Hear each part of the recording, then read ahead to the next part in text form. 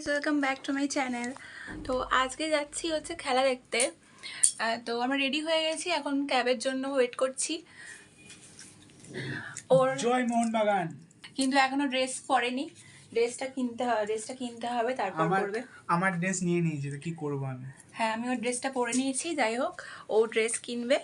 তো চলো, তোমাদের সাথে বাইরে গিয়ে দেখা হচ্ছে।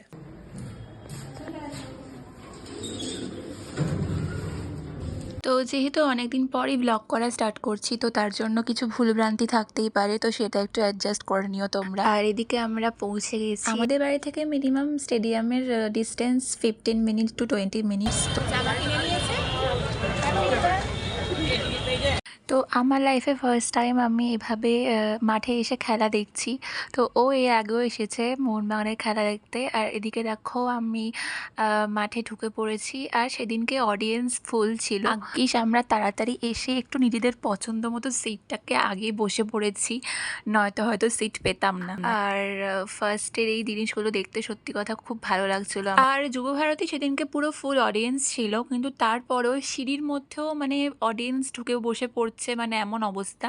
মানে মাঠে গিয়ে আমার ফার্স্ট এক্সপিরিয়েন্স তো মানে জাস্ট ওয়াও, যে এত ভালো লাগে সামনে থেকে খেলা দেখতে। আর তোমাদের মধ্যেও কারা কারা সেদিন স্টেডিয়ামে ছিলে সেটা কমেন্ট করে অবশ্যই জানিও আমাদেরকে।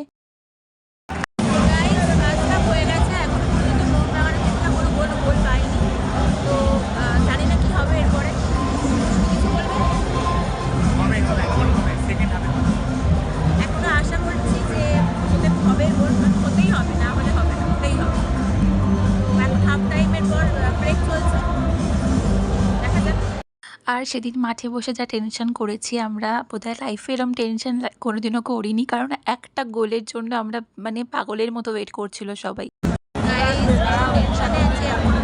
বুঝতে পারছি না কি করবো, সাথে থাকবো, টেনশনে ঘাম ঝরছে, ঘাম